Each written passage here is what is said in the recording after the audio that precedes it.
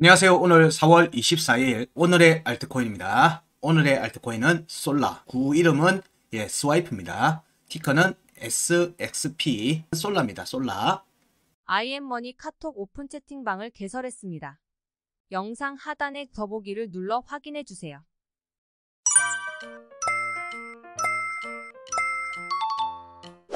스와이프가 훨씬 더 익숙한데 얼마 전까지만 해도 스와이프였습니다. 이름이. 지금은 이름이 솔라로 명칭이 바뀌었습니다. 리브랜딩을 했어요. 리브랜딩을 했습니다. 솔라 이거는 디지털 암호화폐 지갑이고 비자 카드 플랫폼 스와이프가 이렇게 변환시켜준다는 의미이기도 하니까 여기에 본사는 필리핀에 위치하고 있고 법인은 영국, 에스토니아에 설립되어 있다. 이렇게 되어 있죠. 여기 보시면 사용자 자산 안전 지갑 멀티 자산 디지털 지갑 애플리케이션 스와이프는 그래서 스와이프 지갑 스와이프의 토큰을 사용해 출금을 포함한 모든 기능을 사용할 수 있도록 만들어져 있다. 여기서 특정한 것은 암호화폐를 통해서 법정화폐를 사고 팔고 지불할 수 있으며 선불 카드를 구입하거나 플랫폼에서 지원하는 타 암호화폐로 교환할 수 있다. 그러니까 이게 지갑이 작은 거래소 역할을 하는 겁니다. 작은 거래소 역할. 자, 이런 컨셉은 대부분의 결제, 직불 카드를 지원하는 여러 암호화폐 프로젝트들 있죠. 대표적인 게 크로노스도 있고, 그 다음에 전에 얘기했던 펀디엑스도 있죠. 펀디엑스도 이런 부분들을 가고. 국내도 이런 프로젝트들을 했던데도 저희들이 컨설팅 해드리고 했는데 이런 부분들이 국내는 지금 현재 법적인 준비가 안 돼 있어서 이쪽에 금융정보당국에서 이거를 막고 있습니다. 막고 있어요. 이거를 시도했던 게 비슷하게 시도했던 게 사실 루나하고 같이 엮여 있던 차이 코퍼레이션 이거를 서비스를 일부 했었어요. 루나의 스테이블 코인을 가지고 요 작업을 했었는데 국내에서는 지금 현재 문제가 돼 있죠. 지금 문제가 되어 있는 상태입니다. 그 비즈니스 모델이 해외에서는 이렇게 광범위하게 사용되는 비즈니스 모델이에요. 특별한 게 아니에요. 이 말은 뭔가 지금 현재 국내가 그 부분들을 막아놓고 있는 거예요. 이거는 여러 가지 이유도 있습니다. AML이라고 하는 이런 부분들로 같이 연결되어 있는 부분들도 있어요. 그러니까 자금 세탁법. 그래서 국내 같은 경우는 선불 카드라고 하는 부분들이 나올 때는 선불 카드 법이 있어요. 금융법에. 그래서 고객의 자금을 100% 예치를 시켜놔서 1대1 매칭이 될 수 있도록 하는 선불 관련되어 있는 법이 있어요. 근데 요거는 이제 다양한 곳에 쓸 수 있는 선불 카드의 경우에 그렇습니다. 이런 부분들을 비자 카드가 비자 측에서는 이 프로젝트들을 좀 일찍 시작했어요. 그래서 일종의 얘들은 이제 발행처처럼 돼요. 발행처처럼 브로커처럼 카드를 발행을 하는데 그 카드에 연결되어 있는 부분들의 스왑을 걸어주는 부분들이 비자 자체에서 진행되는 게 아니라 여기에서 그냥 진행이 되는 거예요. 그렇기 때문에 일반 크로노스 같은 경우도 비자 선불 카드를 발행할 수 있는 대리점이기도 하거든요. 그래서 걔들이 이런 식으로 선불 카드를 열어서 진행을 했죠. 마찬가지입니다. 스와이프도 그렇게 진행되어 있는 거고 기본적인 구성도 지갑 베이스에서 진행되는 측면입니다. 이게 비즈니스다 보니까 암호화폐 비즈니스다 보니까 좀 얘기가 조금 복잡할 수도 있어요. 아직 지불 수단 이렇게 얘기하고 있는데 자, 요 내용들은 사실은 지금 이때 이런 부분들이 안 돼서 비트코인의 결제가 속도 문제나 이런 부분들 때문에 제한적이다라고 해서 나왔던 많은 프로젝트들이 사실 이런 프로젝트들이거든요. 근데 지금은 비트코인이 결제로 활용되기 시작했죠. 비트코인 라이트닝을 통해서 그게 진행이 되고 있어요. 그 안에 속구조는 비슷해요. 속구조는 기본적으로 기존의 레거시 금융하고도 연결되는 측면이 있기 때문에 구조 자체나 법의 제한을 받는 부분들은 동일합니다. 동일해요. 그래서 이제 이런 부분들에서 비즈니스 모델을 가지고 있는 부분들이다. 그래서 이런 데는 비자 카드, 비자 선불 카드를 많이 앞세웁니다. 비자 선불 카드를 많이 앞세워요. 왜냐하면 비자는 결제를 중개해 주거든요. 결제 중개해 주는데요. 결제 및 정산을 해주는 곳이 아닙니다. 그러면은 비자는 글로벌하게 결제 중개를 해주기 때문에 각 자국 나라마다 카드사들이 있겠죠. 미국 내에서는 비자가 카드 카드사에서 결제도 가맹점에 대한 결제도 해줄 겁니다. 근데 해외는 우리나라 같은 경우에는 우리 삼성 카드 있고 현대 카드 있고 이런 데가 다 있죠. 예, 비자 카드라고 해서 비자 카드 단독의 카드가 나오지 않습니다.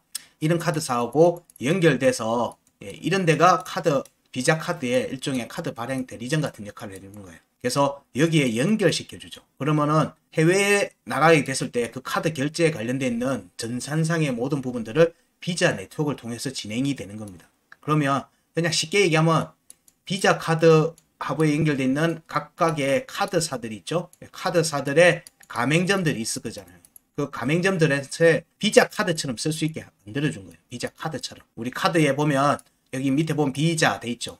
예, 이거하고 동일하게 쓰게 만드는 거예요. 근데 이거는 다 피아트 기준이에요. 우리가 말하는 원화든 달러든 자국의 화폐 기준입니다. 그러니까 선불 카드라고 하는 거는 암호화폐를 선불로 충전을 해야 돼요. 미리 화폐로 충전을 시켜주는 작업이 있어줘야 돼요. 그래서 그 충전을 시켜서 이 선불 카드를 쓸 때는 가맹점들은 다 현금으로 받죠. 현금으로 받아요. 현금으로 나중에 지정된 날짜에 돈이 들어오게 되겠죠. 예, 사용자들은 암호화폐를 이런 가맹점들에서도 쓸 수 있다.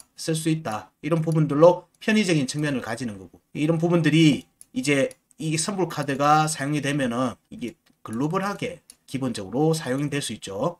글로벌 결제가 되는 거예요. 글로벌 결제. 우리가 카드 해외 나갈 때 옛날에는 돈으로 환전을 해서 나갔잖아요. 환전을. 그 나라의 돈으로 캐시나 이런 부분들로 환전을 해서 나갔는데 지금은 그 비중이 상당히 줄었죠. 그리고 비자나 마스터카드로 돼 있는 글로벌 카드 지원되는 카드를 해외 결제 지원되는 카드를 가지고 나가죠. 그래서 거기서 해외에서 카드를 쓰는 거 있죠. 예, 그런 시스템과 동일한 겁니다. 예, 동일한 거예요. 암호화폐를 쓸 수 있게 만들어 준 거다라고 하는 측면에서만 차별점이 있는 겁니다. 그 네트워크를 비자 카드 네트워크를 쓴다는 거예요. 그래서 여기에서 보면 이런 부분들, 기능 암호화폐 연결하는 광범위한 서비스를 제공하기 시작한 프로젝트다. 예, 이런 프로젝트가 해외에는 인정을 받고 있어요. 그리고 자산의 규모도 어마어마하죠. 그렇게 되는데 유독 국내는 거의 불법 취급을 받고 있습니다. 불법 취급을 받고 있어요. 결국에는 이 부분이 이들이 비자 네트워크를 통해서 들어오게 되면 결국 이거 풀어줄 수밖에 없는 거예요. 불법이 아니라 법이 제대로 지금 현재 안 갖춰져서 그래요. 아마 국내 같은 경우는 특검법이라는 게 가상화폐의 부가적인 사용을 허가하지 않고 있습니다. 부가 사용을 인정 안 하고 있어요. 금지하고 있기 때문에 그래서 이런 부분들이 안 되는 거예요. 우리나라에도 이런 게 그럼 없냐? 있어요. 우리나라 사람들도 비즈니스 모델을 개발한 측면에서는 글로벌하고 어깨를 견줄 만큼 가는 회사들이나 재단들이 있어요. 하지만 지금 국내는 아직 안 되고 있다. 이런 정도만 이해하시면 될 거예요. 자, 그러면 여기에서 보면 이제 스마트 컨트랙이 들어가 있고 여러 가지 돼 있죠. 여러 가지 내용들을 설명하는 데 있어 가지고 결국에는 이제 제일 중요한 게 이런 부분이죠. 토큰 이코노미하고 카드를 사용할 수 있다. 전 세계에서 사용 가능한 직불 카드 이런 부분들, 그리고 이런 직불 카드가 되기 때문에 ATM 출금이 현금 인출도 가능하죠. 왜냐하면 이 선불 카드를, 그러니까 암호화폐를 선불 카드로 넣는 시점에서는, 충전을 하는 시점에서는 이미 여기는 피아트예요. 캐시예요. 캐시가 되는 거예요. 여기는 암호화폐지만 내가 지갑 내에 있는 암호화폐를 이 카드에 내가 만약에 우리나라 돈으로 10만 원 정도치를 여기다가 선불로 충전을 하면 이미 이 카드는 10만 원의 캐시가 이미 이 안에 들어가 있는 거예요. 이 변환하는 과정들, 스왑을 해주는 거예요. 스왑을 해주는 거예요. 그렇기 때문에 자연스럽게 비자 카드에서 지원하는 현금 인출을 지원받을 수가 있어요. 이미 이때 여기서부터는 캐시라는 거예요. 캐시. 여기에서 암호화폐에서 이쪽으로 변환해주는 여기에서 비즈니스 모델들을 찾은 거예요. 이런 스와이프나 크로노스나 이런 해외 결제 관련되어 있는 부분들, 선불 카드를 끼고 있는 그런 프로젝트들은 이런 부분의 비즈니스 모델들을 찾았고, 이 부분에서 거래소 같은 기능이 포함이 돼요. 거래소 같은 기능이 포함이 됩니다. 왜냐하면 스왑이라고 해서 변환을 시켜줘야 되잖아요. 변환을 시켜줘야 되는 부분들이 있기 때문에 이 거래소가 그 기능을 하는 거고, 우리가 쓰는 업비트나 이런 부분들이 그 기능을 해주는 거예요. 우리는 거래를 하는 부분들에서 원래는 거래는 비트코인으로만 거래를 했어요. 예전에는.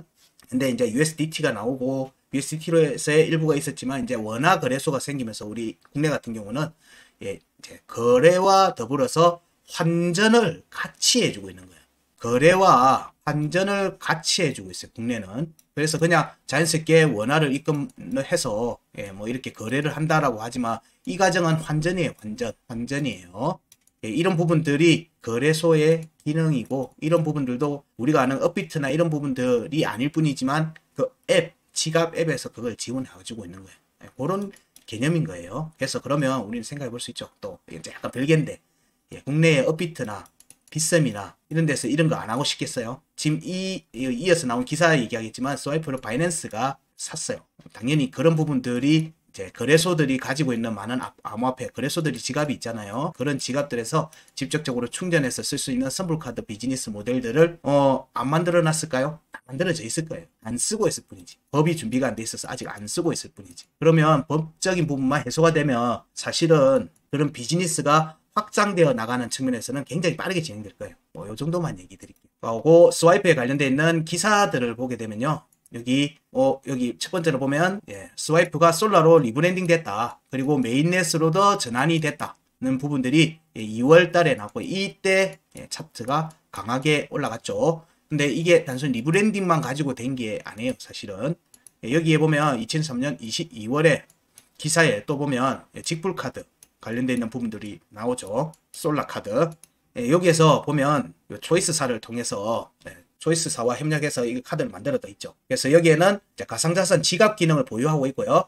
비트코인, 라이트코인, 이더리움 등 여러 가상자산으로 충전이 가능하다. 이건 뭔가 하면은 멀티체인, 이런 지갑들을 멀티체인 지갑이라고 해요. 멀티체인을 지원하는 지갑인 겁니다. 그래서 충전할 수 있고 여기 뭐 해외에서도 사용 가능하다. 비자다. 예, 비자로 진행되고 있다. 그리고 여기 보면 스와이프 체인이라는 프로젝트명으로 알려진 솔라는 지난해 21년도 12월 글로벌 자산 거래소인 바이낸스에 인수된 프로젝트다. 예, 인수 이후 브랜드명을 솔라라 전환했고 예, 직불카드 제공을 목표로 개발을 진행해 왔다. 뭐 이런 부분들이에요. 예, 직불카드 출시 소식이 전해지자 호재로 판단한에서 솔라가 급등을 했습니다. 급등을 했어요.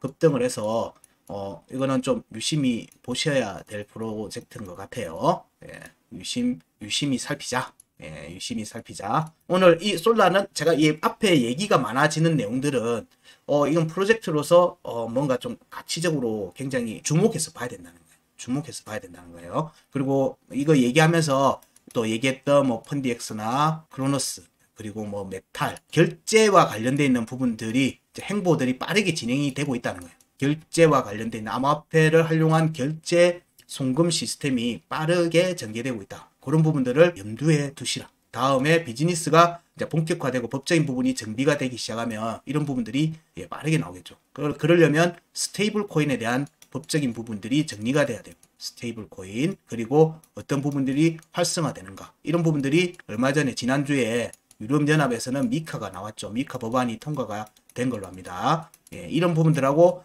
다 연결되어 있는 부분들이에요. 지금 일련의 비즈니스의 암호화폐와 관련되어 있는 비즈니스 관련되어 있는 법적인 준비들이 차곡차곡 준비되고 있는 겁니다. 컨셉은 뭐다? 크게는 CBDC가 연결되겠죠.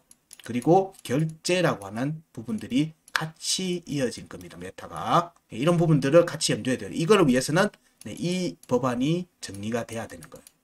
그리고 이걸 활용할 수 있는 회계 부분이나 이런 부분들도 같이 쳐야 되겠죠. 이게 국내도 가상자산 관련되어 있는 법적인 부분들에 대해서 활발하게 논의가 되고 개정이 되겠죠. 기존의 특검법만으로는 특검법 하에서는 이런 서비스가 안 되거든요. 이런 서비스를 국내에서는 할 수가 없어요. 그렇기 때문에 이게 개정이 되는 작업들이 같이 나올 거예요. 그게 국내의 또 CBDC 이거 내용하고도 또 같이 연결될 거예요. 이게 지금 그러니까 올해 내년의 움직임에 우리가 주목해서 봐야 되는 부분들을 얘기를 하다 보니까 말이 좀 길어졌어요. 그러면 이제 차트를 봐야 되겠죠. 차트를 봐야 됩니다. 자, 이 실질적으로 모든 좋은 프로젝트들 다 하더라도 결국에 나한테 도움이 되려면은 좋은 가격에 들어가야 돼요. 좋은 가격에.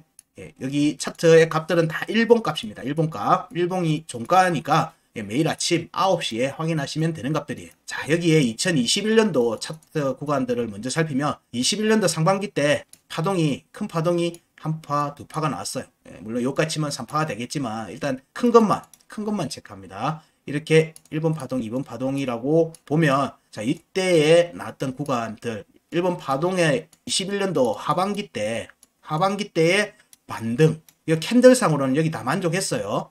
캔들상으로는 상반기 때 다 만족했어요. 여기도. 그래서 여기 안 갔어요. 근데 그 값은 이미 앞에서 만족을 다 했어요. 앞에서. 여기에 구간 끝을 깨고 난 다음에 위로 올라가는 움직임으로 하면서 여기 값을 매물대를 다 확인했어요. 보통은 딴 프로젝트들, 그 차트들 보면 여기서 확인하는 움직임이 많죠. 여기는 상반기 때 여기를 다시 한번 쌍봉 형태로 확인을 했습니다. 그리고 하방이탈하고 난 뒤에 자 여기에 대한 부분도 여기 하방이탈 혹은 지지 테스트 이후에 자 여기 구간 중요값들을 구간 상단 변고까지 확인하고 자 여기에는 꼬리로는 아직 못 갔어요. 여기는 꼬리는 못 갔어요. 여긴 다음번에 오면은 여긴 돌파 관점으로 살필 수 있겠죠. 돌파 관점으로 혹은 여기 돌파하고 여기가 저항이 잡힐 가능성이 있겠죠. 현재는 자 여기 구간 끝값 21년도 2번 파동의 구간 끝값에 대한 공략까지는 다 이루어졌다는 거예요. 그 위에도 앞에 쌍봉에서 다 이루어진 것 같다 하면은 여기 움직임을 보면 차트 패턴적으로 보면 저는 여기에서 여기를 공략을 못했으니까 4점은 줄 수 없고 3점 정도 주겠죠. 여기 공략은 다 끝냈으니까. 그렇지만 좀 더 자세히 보면 여기 공략이 다음번에 나올 수 있다는 거예요. 물론 상승장일 때 얘기해요. 상승장일 때. 지금 당장이 아니고 상승이 이어질 때 여기는 공략이 될 가능성이 높다라는 보는 거예요. 예, 그런 부분들로 같이 살핍니다. 여기도 보면 여기 됐으니까 여기도 돌파 가능성을 보는 거예요. 솔라는 중장기적으로도 지속 관찰해 볼 만하다. 예, 특히나 이렇게 다음에 암호화폐에 관련된 있는 법률적인 부분이 정리가 되면은 CBDC나 결제 이런 파트들이 같이 이렇게 크게 움직임이 나올 가능성도 있기 때문에 이런 결제를 얘기 들고 있는 프로젝트들은 이제는 조금 예전에 21년도 때 상승한 때 NFT를 계속 봤듯이 이런 부분들을 좀 염두에 두고 계시라 정도로 얘기 드릴 수 있을 것 같습니다. 이때 이후에 여기는 공략이 다 됐고요. 그럼 이후에 공략도 여기도 공략이 다 됐어요. 여기도 되돌림이 다 됐어요. 그럼 이후에 나오는 움직임에서 지지를 어디를 받고 있고 어디를 공략하고 있는지를 살펴봐야 되겠죠. 자, 여기 나오는 값들에서는 이후에는 여기 1740원 위에 올라앉아 있으면 상단 변곡을 노리겠죠. 앞에 상단 변곡에 대한 공략이 됐으니까 여기에 돌파 여부를 같이 살필 수 있어요. 그럼 중요한 지점은 자, 솔라 같은 경우는 1740원 위로 올라오는 움직임이 확정이 돼 있는지 그 위에 올라와서 지지를 하고 있는지가 중요한 요소가 될 겁니다. 그래서 그런 거를 염두에 두고 살펴보자 정도로 얘기 드립니다. 이후의 움직임은 2935원과 3040원 위에 올라오는 모습으로 전개되는 게 중요하겠죠. 지금은 차트가 어디까지 밀렸는지 이어서 살펴봐야 되겠죠. 자, 이후에 보면 역시나 또 여기 지난 22년도 5월 달에 역시 하락을 크게 했습니다. 하락을 크게 했고 지금 솔라 같은 경우에도 여기 구간에서 꾸준히 거래량들이 쌓이고 있어요. 거래량들이 제법 있습니다. 그런 부분들 염두에 두시고요. 그리고 이후의 움직임이 여기는 이제 전체 거래량을 보면 좀 작아 보이는데 이거 때문에 착시가 생기는 겁니다. 이때 거래량 때문에 착시가 생긴 거예요. 자, 여기를 배제하고 보면 거래량들이 여기 구간에 매물대 거래량들이 좀 쌓여 있습니다. 여기 매물대 거래량들이 쌓여 있고요. 이후에 11월 달에 추가 조정이 나오면서부터는 거래량들이 더 늘어나기 시작했어요. 늘어나면서 거래량 누적들이 조금씩 이루어지고 있습니다. 이후에 움직임 이렇게 이어서 같이 살펴볼게요. 자, 여기는 4월입니다. 4월의 반등, 22년도 4월의 반등에서 나왔던 중요가들 여기는 하방이탈하고 나서 되돌림이 안 나왔죠. 그래서 여기는 돌파 개연성을 봅니다. 여기 중요 구간 끝값 1720원에 하방이탈하고 나서 두들기고 두 번 두들겼으니까 여기도 돌파 개연성을 봅니다. 그래서 여기는 돌파 개연성을 세 개 다 볼 수 있을 듯 해요. 여기서 저항이 잡힐 수도 있겠지만 일단 우선적으로는 돌파 가능성을 본다. 자, 이어서 나오는 이제 하방이탈에서 5월의 구간 이탈 1505원 여기 1505원 1505원 여기 한 파동이 나오고 이었으니까 여기 일단 저항이 잡힐 가능성을 염두에 두고 봅니다. 저항이 잡힐 가능성. 그 다음에 여기도 보니까 한 번의 파동만 나와 있죠. 그래서 여기서도 저항이 잡힐 가능성이 있습니다. 이 구간을 돌파하고 이후에 이제 올라가게 되면 자, 여기는부터는 이제 돌파가 빠르게 전개될 가능성이 있다 정도로 보시면 될 것 같아요. 그리고 이후에 움직임이 중요값에 대한 공략을 보니까 자, 여기가 공략이 한 번도 안 됐어요. 여기서부터는 약세의 움직임으로 지속이 됐다. 약세의 움직임이 지속됐다. 자, 여기도 돌파 견성을 볼 수 있어요. 한 번도 터치를 안 했으니까. 자, 여기도 여러 차례 공략했으니까 돌파 여부를 살펴야 되겠죠. 그럼 우선은 자, 여기를 돌파하는지 움직임이 이어서 나오는지가 중요하겠죠. 솔라 역시 여타의 암호화폐들 알트코인들과 마찬가지로 5월의 구간을 중요 구간에 대한 공략 여부를 살피는 게 키포인트입니다. 핵심입니다. 자, 여기에 올라가서 1285원과 1505원의 흔적을 남기는지가 중요하겠죠. 그럼 다음번에 여기가 지금 현재 저항이 되니까 다음번에 돌파로 빠르게 이어가려고 하면 여기도 흔적을 남기고 여기도 흔적을 남기는 게 가장 베스트한 거죠. 베스트한 거예요. 그거는 뭐 무조건 간다 이게 아니라 그거를 올라가면은 여기 돌파하면 834원 위로 돌파해서 지지를 받고 반등이 나오면 감안해서 보자는 거예요. 그때는 감안해서 보자. 여기 흔적을 남기는 게 중요하다. 솔라의 중장기 다음 움직임을 위해서는. 자, 이런 정도까지 얘기 드리고 이후에 차트 움직임을 같이 살펴보면요. 자, 여기에 하단 변곡을 11월 달에 하방 이탈했죠. 이렇게 추가 조정이 나오면서 값들이 나왔습니다. 중요값들하고 나오고 하단 변곡 267원에 대해서 하방 이탈하고 그리고 하방 이탈했다가 이때 음봉이 이런 게 중요해요. 사실은 요 음봉의 종가가 267원입니다. 267원이에요. 여기를 지지를 했죠. 확정적 음봉 종가 지지를 한 거예요. 확정적 음봉 종가 지지를 했습니다. 이런 부분들이 상당히 중요해요. 그럼 여기는 일단 확정을 짓고 지지를 받았다. 확정 짓고 갖는 모습이거든요. 근데 지금 저희들이 암호화폐 분석해서 매매 전략이라고 해서 차트들 일봉 차트를 분석해 드리는 종목들이 보면 이게 안 된 종목들이 많아요. 안 된 종목들이 많아서 사실은 이런 안 된 종목들은 다음에 언제든지 다음에 올 수 있는 자리예요. 지지 테스트가 다시 올 수도 있다고 열어두고 봐야 되는 자리예요. 이런 부분들을 확정을 짓고 가면 강하게 움직임이 나올 가능성이 높아요. 강하게 5월의 하단 변곡에 대해서 확정적 음봉 종가니까 우리는 뭘 볼 수 있죠? 5월의 중요값에 대한 공략으로 갈 거다라는 걸 알고 있죠. 중요값 두 개가 있죠. 1번, 2번 있는데 여기까지는 열어두고 본다는 거예요. 하단 변곡에 대한 확정적 종가 지지는 5월의 구간 끝으로의 공략 여부를 열어둡니다. 구간 끝과 구간 이탈 여부를 열어두고 보는 거예요. 근데 여기까지는 열어두고 보는 거예요. 구간 끝과 여기를 가는 데 있어서 중요값을 어떻게 공략하는지 여부를 우선적으로 살피는 거예요.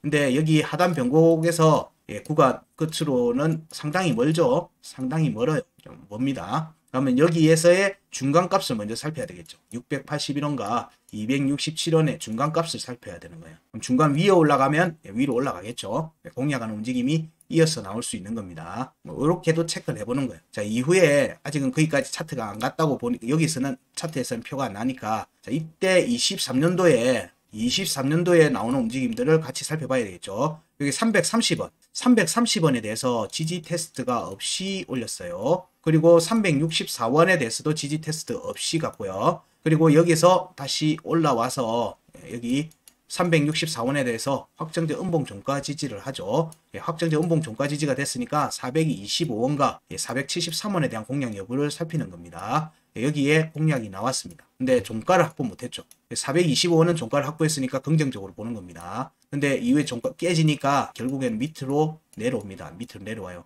자, 이때 올라갈 때 1월 달에 나왔던 값이 있고 이후에 여기에서 2월 달에 나온 지지 저항값들이 있겠죠. 이때 거래량들이 계속 조금씩 늘립니다. 근데 여기는 만족스러울 정도는 아니에요. 전체에 보면은. 근데 앞에 계속 누적이 조금씩 되고 있었다는 거. 22년도 5월달, 6월달 이때부터 매물대 공략인 거예요.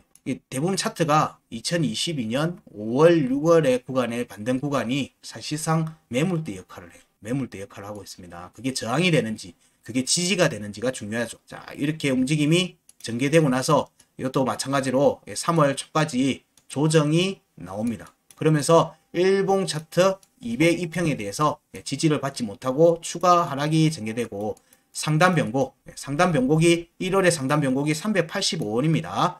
그러면 여기 최저점에서의 상단 변곡의 되돌림도 보면 1.618. 근데 여기는 못 갔죠. 522원.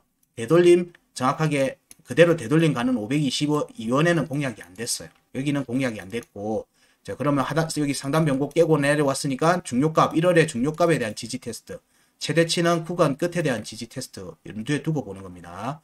자, 이렇게 여기도 지지를 받지 못했고요.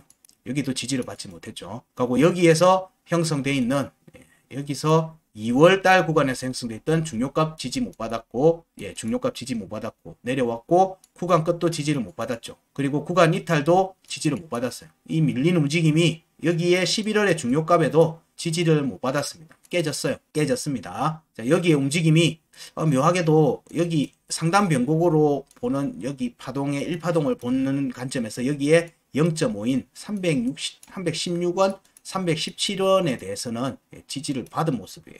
이거는 피보나치는 제가 지금 차트상에서 이걸 가지고 어떻게 보는지에 대한 내용은 얘기를 하지 않고 있기 때문에 이 부분은 지금은 따로 언급은 하진 않습니다. 따로 언급은 하진 않고 자 여기 값들만 위주로 먼저 살피면 302원에 대해서도 지지 테스트 없이 갔고요. 여기도 다 깨졌어요. 싹 다 깨졌습니다. 깨지고는 반등이 나왔고 이 반등이 자 여기 385원 위로 올라가는 움직임으로 전개됐어요. 여기에는 330원에 대해서 330원에 대해서 반쪽짜리 지지만 받고 갔죠. 양봉 꼬리로 하고는 올렸어요. 335원도 마찬가지입니다. 그래서 일단 여기 385원 위로 종가를 만들고 지지 테스트가 다시 나왔죠. 어디 명확하게 여기 346원도 확정적 음봉 여기 꼬리가 346원입니다. 여기는 확정적 음봉 종가 지지, 여기는 반쪽짜리 지지. 반쪽짜리 지지, 여기는 확정적 음봉 종가 지지. 그리고 여기가 또 깨졌죠. 깨지고는 2월에 구간 이탈 339원의 테스트, 그리고 335원을 이번에는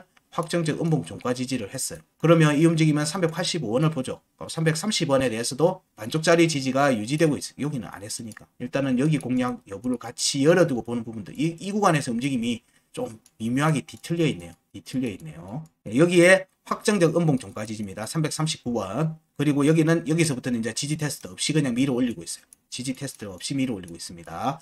여기가 사실 얘들은 2월 말에 이때 리브랜딩을 했거든요. 그러고 나서 강하게 발사를 해버렸어요. 강하게 발사를 하면서 이 움직임이 여기 피보나치 값도 다 만족을 했고요. 5월에 중요값도 돌파를 해버렸어요. 돌파를 했고요. 자, 5월에 구간 끝값 1285원에는 못 미쳤어요. 못 미치고 여기에 절반 정도 구간에 대략 피보나치 값이 6이 있는데 1070원 정도 되는데 여기도 종가를 확보했죠. 여기서부터는 이제 파동이 커진 겁니다. 파동이 저는 이런 거를 파동이 확장되었다라고 얘기를 해요. 이게 보통 2파 때 2파나 3파 이후에 보통 나오는데 여기는 강하게 여기를 확장을 해버렸어요. 그래서 사실상 지금 현재 여기가 파동, 여기가 1파동으로 보는 여기가 1파동으로 보는 겁니다. 지금 1파동에 대한 지지 테스트가 진행되는 거다라고 피보나치적으로는 그래 얘기할 수 있어요. 자, 이 우린 값으로 보니까 이 돌파한 움직임이 그러면 지지를 어디서 하는지를 봐야 되겠죠. 다음 구간의 공략은 여기를 노릴 것 같은데 여기를 노리려고 하면 834원과 681원에 지지가 중요하죠. 여기 지지 여부를 살펴야 되죠. 그럼 여기에 지지 여부를 살피는 게 지금 현재 구간에서의 값입니다. 자, 여기에 4월 상단 변곡 1135원이 있고요. 그 다음에 강세 포인트 1045원 강하게 하방 이탈했습니다. 그리고 4월의 중요값이 835원인데 5월의 중요값하고 값이 겹칩니다. 거의 1원 차이로 겹치고 있어요. 자, 그 다음에 4월의 중요값 715원을 깼어요. 깼는데 자, 여기에 음봉 꼬리 값이 680원입니다. 여기에 음봉 꼬리 값이 680원이에요. 그러면 681원에 확정적 음봉 종가 지지를 확보한 상태입니다. 확보한 상태예요. 여기에서. 근데 여기가 지지가 깨지고 난 뒤에 반등이니까 여기에서 지지값 있겠죠. 지지값에서의 반등은 자, 여기 4월 차트의 여기 중요값에 대한 저항을 확인하는 과정이라고 봤습니다. 그럼 여기에서의 확정적 음봉 종가 지지니까 당연히 834원 위로 올라가려는 움직임으로 이어질 걸로 봅니다. 그리고 여기에 지지나 여기 위에서 밀리지 않으면 여기 1285원으로 빠르게 전개될 가능성이 있다고 봅니다. 왜냐면 여기가 681원이 안 깨지고 확정적 음봉 종가 지지를 하기 때문에. 그러면 현 시점에서 솔라의 움직임을 살펴보면 681원의 지지가 유지가 돼야 되겠죠. 이게 1순위입니다. 그 다음에 두 번째가 여기 715원에 대한 지지 테스트도 지금 현재 진행 중인 모습이죠. 그러면은 추가로 밀릴 경우에는 715원 1차적으로 지지 여부를 살피죠. 715원의 지지 여부. 그럼 여기에서의 확정적 음봉 종가 지지가 확보되면 우리는 상단 변곡을 노릴 수 있다고 얘기했습니다. 그러면 여기에 715원에서 지지가 깨지는지 유지하는지 여부를 살피는 게 현재는 솔라를 보는 중요한 관점이 된다. 여기가 깨지면 그 다음엔 681원이 되겠죠. 그럼 여기서부터는 사실상 매매 관점에서 접근을 하셔도 리스크를 좀 줄일 수 있다. 리스크는 좀 줄일 수 있을 것 같다. 대신 빠르게 대응을 하셔야 돼요. 대응 자리예요. 681원이 사실상 여기가 깨지면 하단 변곡까지도 열리는 거기 때문에 시간이 걸릴지언정 열릴 수 있기 때문에 이 부분에 대해서는 주의를 하셔야 돼요. 주의를 하셔야 돼요. 대응을 하셔야 된다는 거죠. 매매를 여기서 잡을 경우는. 왜냐하면 차트의 중간에서 구간의 중간에서 매매가 들어갈 때는 항상 대응을 염두에 두고 진행을 하는 겁니다. 자, 여기에 움직임이 715원에 위에서 반등세가 전개되면 835원 위로 올라가려고 하는 움직임이 여기서는 나와 있다고 했죠. 그러면 여기 위에 올라와서 지지 테스트를 할 수도 있어요. 그런 어쨌든 여기에서의 확정적 부분들이 되면 여기로 열리는 거기 때문에 이 움직임이 추가로 위로 올라가려고 하면 이 두 값에서 지지를 받는 움직임이 나와야 되는 거죠. 여기가 깨졌으니까 여기 상단 변곡이나 이런 부분들 저항해서 돌파를 못하면 재차 여기로 내려올 겁니다. 내려올 거예요. 이때는 리스크가 커집니다. 이때는 나왔다 다시 재차 반등을 할 수 있지만 추세가 조정을 받을 경우가 크기 때문에 이때는 4월의 구간 끝 이런 부분들로 염두에 같이 둬야 돼요. 그래서 여기가 솔라는 여기가 안 깨지는 게 중장기적으로 상당히 중요합니다. 중장기적으로 봐도 715원과 681원의 지지 유지가 굉장히 중요하다. 그래야지 지금 현재 200팽이 쫙 말아 올리고 있으니까 이 움직임을 타고 같이 추가로 이어지는 움직임이 나올 가능성이 커지는 겁니다. 그래서 현 시점에는 715원의 지지 여부, 여기가 깨지면 681원의 지지 여부를 살피고요. 681원의 확정된 응봉 종가 지지니까 834원 위에 올라가서 지지 테스트를 할 수도 있어요. 835원 이 움직임으로도 전개될 수 있습니다. 지금 억수로 애매한 자리 있죠. 애매한 자리 있는 거예요. 굉장히 애매한 자리에 지지도 아닌 것이 그렇다 돌파도 아닌 것이 좀 애매한 자리에 있으니까 이 부분 좀 유의해서 살피자. 이렇게 얘기 드릴 수 있을 것 같습니다. 솔라 옛날 이름 스와이프는 이번 턴도 그렇고 다음 턴에도 좀 유심히 볼만한 프로젝트로서 좀 살펴보자 정도로 얘기 드릴 수 있을 것 같습니다. 네, 솔라에 대한 내용은 여기까지 하겠습니다. 고맙습니다.